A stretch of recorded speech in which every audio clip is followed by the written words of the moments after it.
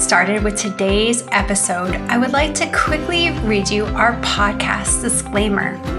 This podcast is for educational purposes only, and it is not to substitute for professional care by a doctor or other qualified medical professional. You should always speak with your physician or other healthcare professionals before doing any fasting, changing your diet in any way, taking or adjusting any medications or supplements, or adopting any treatment plan for a health problem. The use of any other products or services purchased by you as a result of this podcast does not create a healthcare provider-patient relationship between you and any of the experts affiliated with this podcast. Any information and statements regarding dietary supplements have not been evaluated by the Food and Drug Administration and are not intended to diagnose, treat, cure, or prevent any disease. All right, and now we'll get started with today's episode. Hi, everyone, and welcome to another episode of the Fasting Method Podcast. I'm Dr. Nadia Paraguana, and even though I'm a little bit lonely today, I don't have my amazing colleagues here with me. I am super excited to answer some of your questions. So today is going to be a fasting Q&A. I think I got 5 questions for you guys here today, so let's get started. Okay, first of all, question. I used to do 16-8 IF and have now started doing ADF, alternate day fasting. How can I avoid malnutrition doing this new pattern? Okay, I think this is a great question. I think a lot of you guys probably wonder about this still. And so without getting into too much of the nitty-gritty details of our physiology, and I'm thinking of a few different things I'd like to share with you guys. But really, the important thing for us to remember here is that when we choose to do ADF, alternate day fasting, also known as therapeutic fasting, we're coming into this.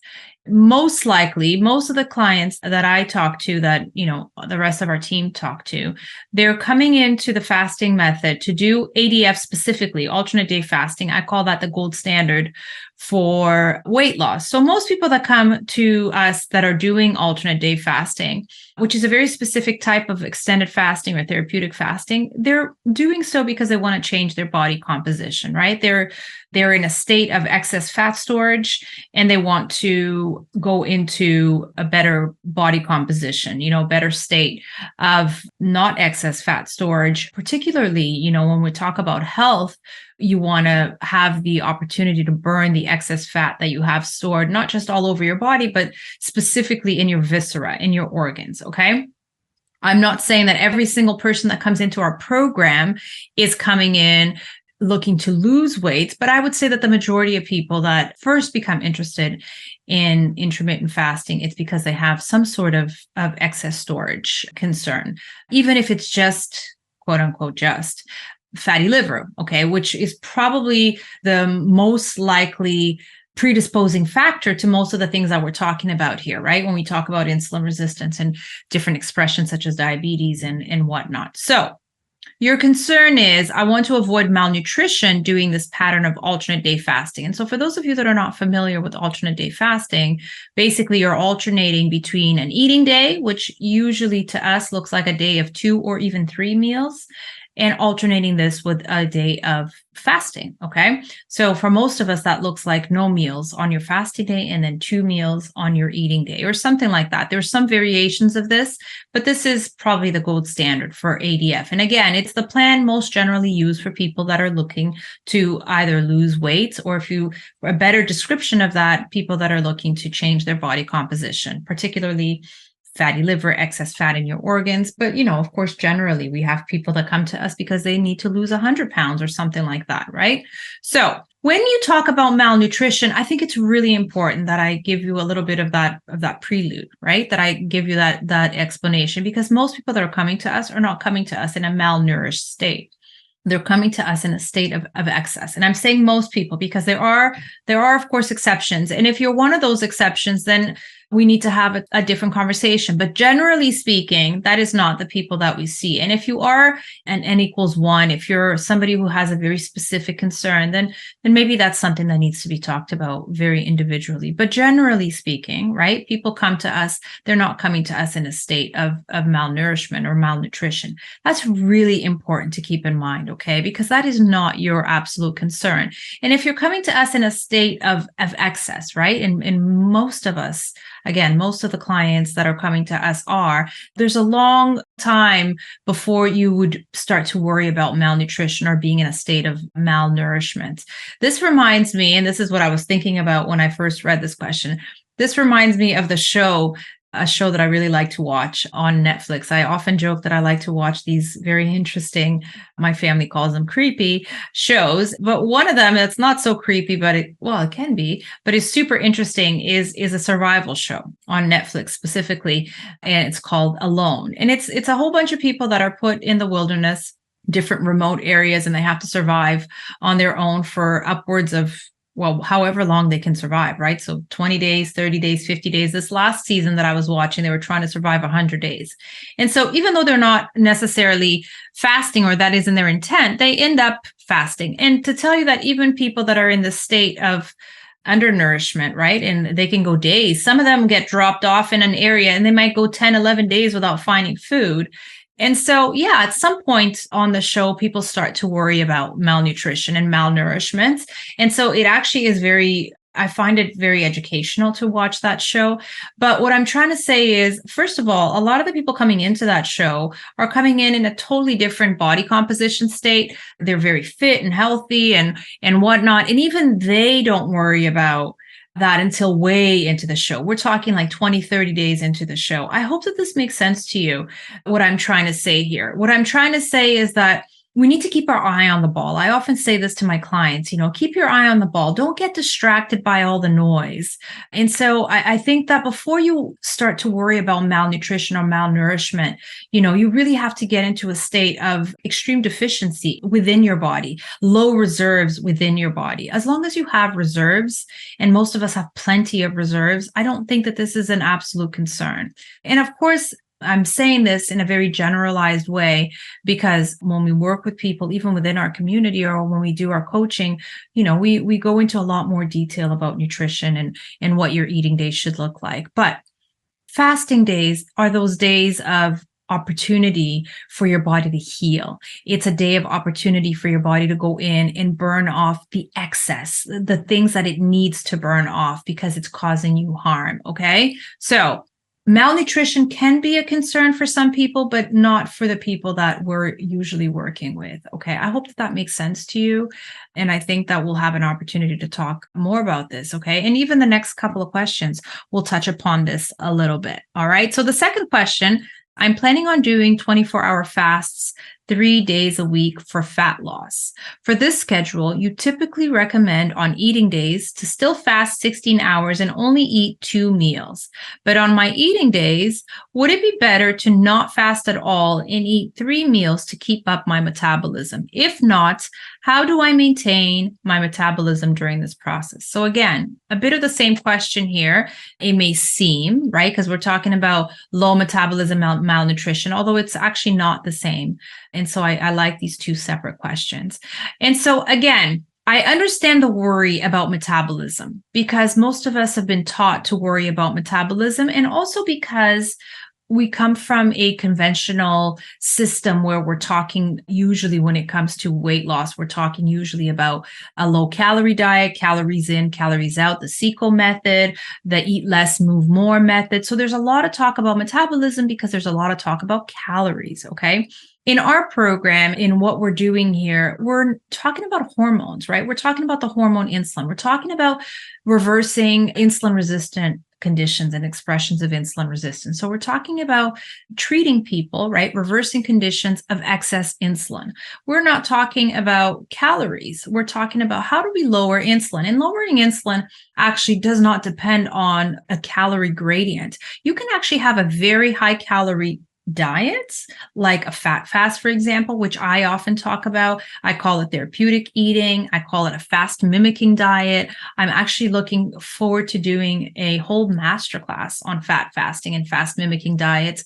You can actually consume a very high calorie diet and still lower insulin. So remember that what we're trying to do here is lower insulin as opposed to specifically looking at your calorie intake. And so your metabolism may or may not be affected by this. Now, should that be something of concern? Your specific question is, should I eat more often on my eating days so that my metabolism stays up? Well, you can eat more. You don't necessarily need to eat more often, although I don't necessarily have anything against doing 3 meals a day on your eating day.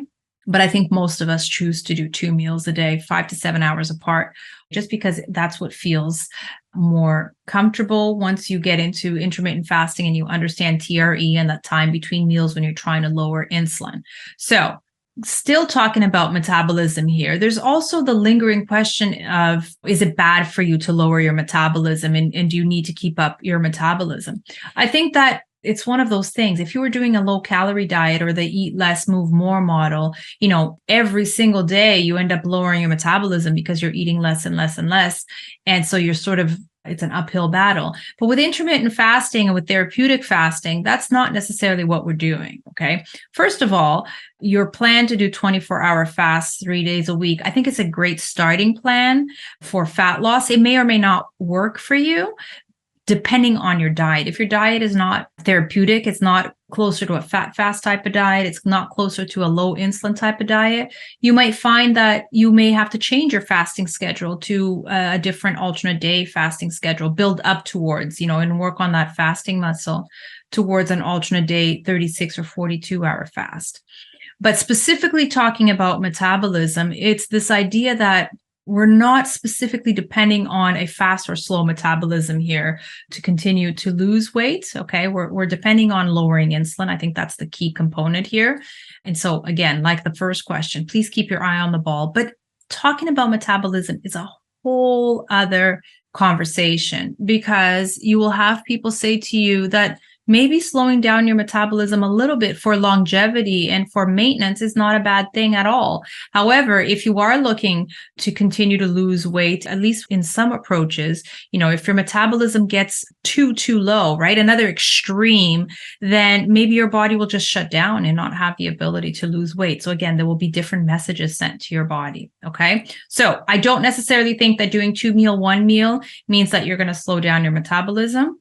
I also don't necessarily think that it's necessary to keep looking at that or calories in order to do what we're trying to do. Okay. And again, we're trying to lower insulin. I'm going to keep repeating this so that we all have the opportunity to remind ourselves of this over and over and over again. I do think that it's a to be continued type of conversation. We could have a whole hot topic on malnutrition and metabolism, I think. Okay. So good questions here. But again, for what we're looking to do here, I think that's we got to keep our focus on lowering insulin and making that our top priority. So how do we lower insulin? We lower insulin by choosing lower insulin producing foods, lower down on the food pyramid that I've created for our community, like the fat fast type of foods, the low insulin foods, and by doing therapeutic fasting. I think that when we're looking to actually heal, reverse, whether it's obesity, fatty liver, diabetes, PCOS, we need to look at therapeutic fasting. And 24-hour fast is a great way to start, but most people do have to eventually move on for a very short period of time. That's the other thing that I wanted to say, both about the malnutrition question and about this metabolism question. A proper therapeutic fasting plan should last 3 to 6 months. It should be a very short-term sort of thing, which should not cause, if done properly, should not cause any damage to your metabolism and or your nutrition state. Okay, I hope that makes sense to you guys. Okay, question number 3. I'm doing 3 42-hour fasts per week. On my fasting days, every time I reach 24 hours into my fast, I start feeling cold. What is the process behind that reaction? I've also found that since I started fasting 8 weeks ago, my perimenopause symptoms have increased. Namely, I experience more and more severe night sweats. Is this just a coincidence, or could fasting be increasing these symptoms? Great questions.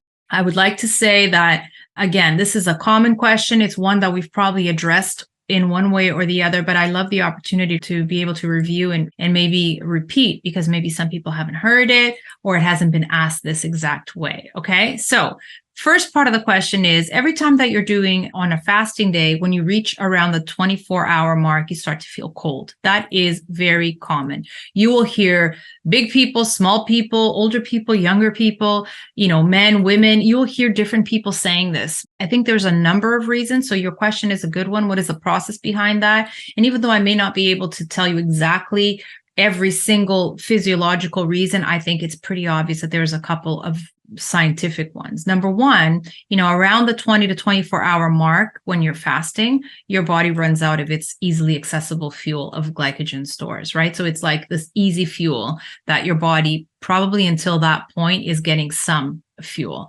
At that point, it stops getting it. And so it's having to transition from an easy fuel, easily accessible fuel, to a much harder to reach fuel, which is your fat. Okay. And so during that transition, it's very likely that you feel it, right? You may even feel low energy, more tired. And that also can be a mixed bag of things like dehydration if you're not hydrating properly during your fast. But the feeling cold specifically, I think part of the reason, and there are other hypotheses to why this is happening, but I think a big part of the reason is because you're going from easily accessible fuel in your glycogen stores to now having to fight a little harder and go a little deeper into the harder to reach fat stores. Okay. I hope that makes sense to you. I've also found that since I started fasting 8 weeks ago, my perimenopause symptoms have increased. Have I heard that? Yes, I have. I've both heard women say that after fasting, their menopausal symptoms, specifically night sweats, that they've improved, or other postmenopausal symptoms seem to feel better.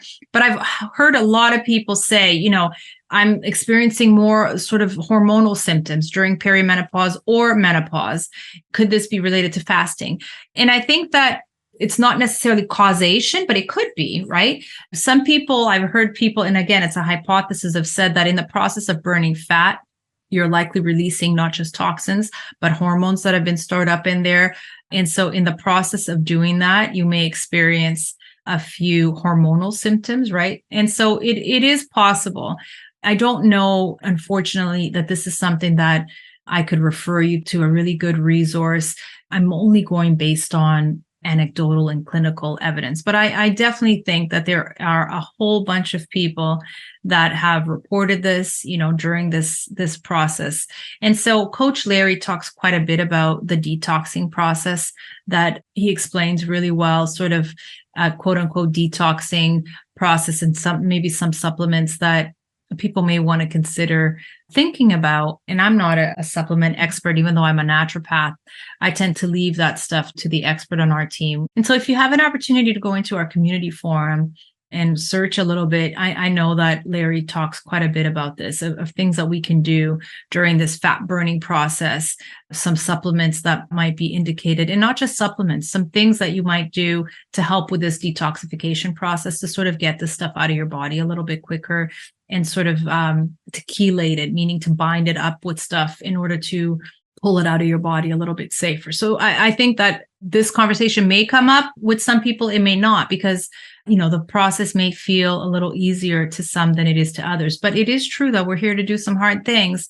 And I often mention that, sometimes even in naturopathic medicine, I learned that there's sometimes what's called aggravation of symptoms, which is things seem to get a little bit worse before they get a lot better. And I would say that most of us would say that long term, there are many great benefits, but there might be some of these uncomfortable, possibly associated side effects to fasting. And so if it in fact is associated to your fasting, there's some things that you can do, maybe specifically for the night sweats, or maybe you can try to adjust your fasting schedule if it just becomes way too uncomfortable.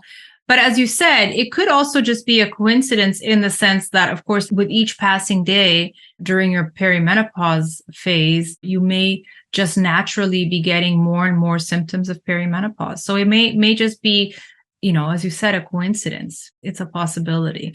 But I do know that for those that do get night sweats, that, it can affect your quality of life. So I would look into possibly specifically some things that you can do to help.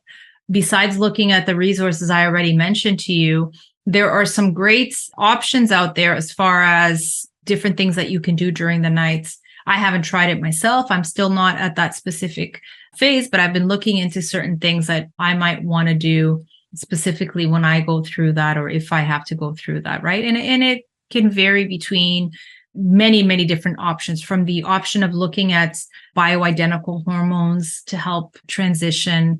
Perimenopause can be, it can be long. It can be quite bothersome is not even the right word. It's much more than that. But other things, like looking at different types of blankets and sheets. I know there's something I'm looking into for the future, which is, a weighted blanket that's made of a bamboo type of material, and it's got some cooling effects. So things like that. Okay. So again, you're right. It could be a coincidence, just a consequence of each passing day, but it's possible that there is an association between this detoxification process, this burning fat and release of extra hormones. Okay. All right. The fourth question. I started my fasting journey after listening to your podcast, which I love. I'm now up to 24 hours, 3 times a week, and looking forward to doing longer ones soon. My question for you is about gestational diabetes. I've had it with both of my kids and was told that eating healthy has nothing to do with getting it. I'm curious what you think about this. I'm determined to get healthy through fasting to prevent type 2 diabetes in the future, and I'm hoping to prevent gestational diabetes as well as preeclampsia. I had hypertension with my first and preeclampsia with my second. Is there a way to prepare my body to prevent either of these with my next pregnancy? This is another really great question and right up my alley. And I'll be honest with you that I myself have come across some quote unquote experts that have told me that gestational diabetes has nothing to do with the way that you eat, and that gestational diabetes is something that is not associated to type 2 diabetes, and a whole bunch of different, I guess, not just assumptions, but it almost makes it seem like there's this different pathway why pregnant women may get gestational diabetes, and that somehow that has nothing to do with why other people that are not pregnant have type 2 diabetes. But that makes absolutely no sense to me, because one thing that's absolute is that women with gestational diabetes have a much higher incidence of developing type 2 diabetes in the future, as you stated, okay?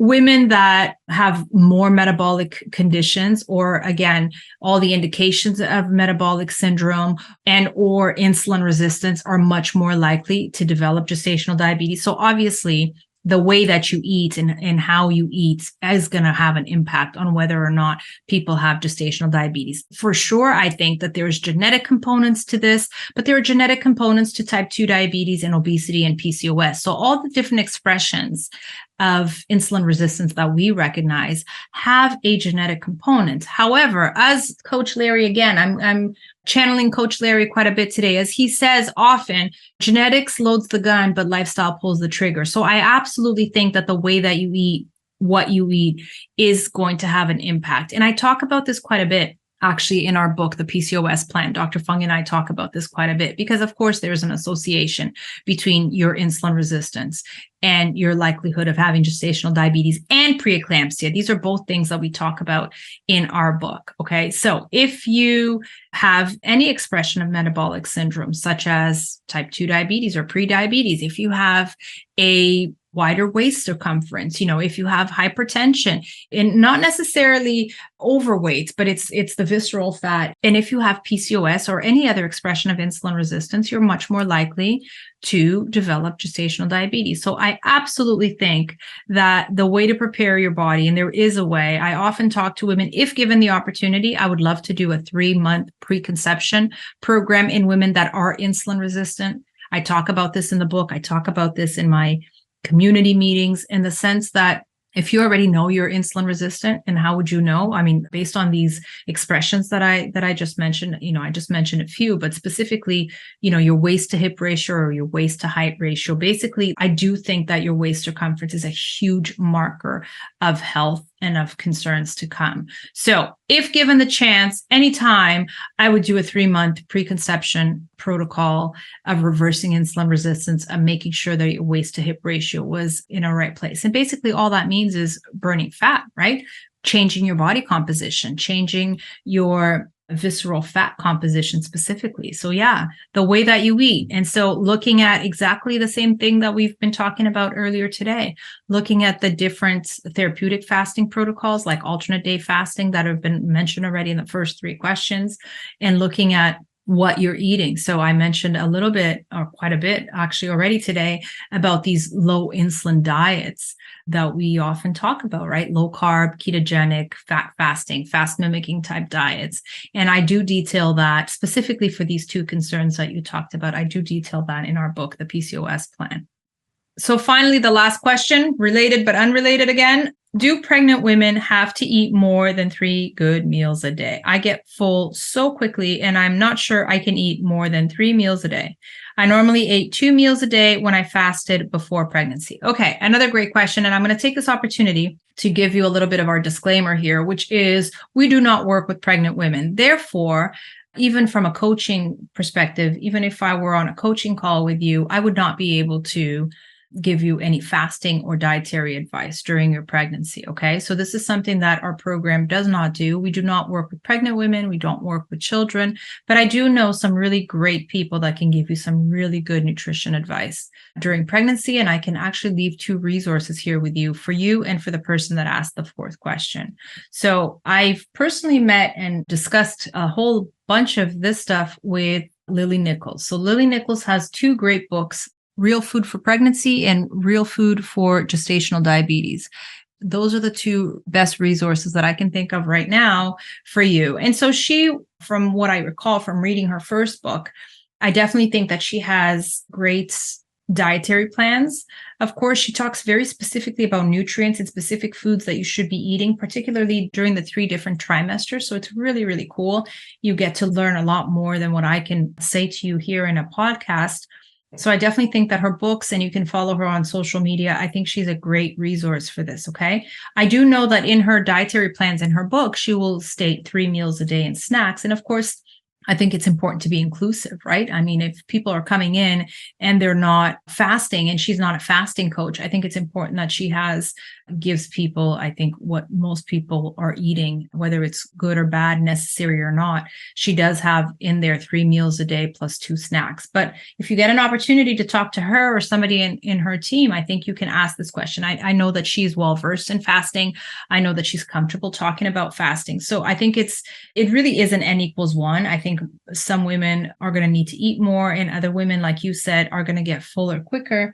And maybe you're already have the ability to eat more at each meal than other women do, and so probably get away with eating less. And there's also a very big difference between how much you need to eat during your 1st trimester, 2nd trimester, and 3rd trimester. So without getting into too much detail and almost sounding like I'm giving advice for pregnancy, I'll leave it at that, and I will leave you with the experts on that. Okay. So this was felt like it went by really quick. These 5 questions were great. Looking forward to doing another one of these very soon for you guys. Thanks so much. Have a great week and happy fasting, everyone.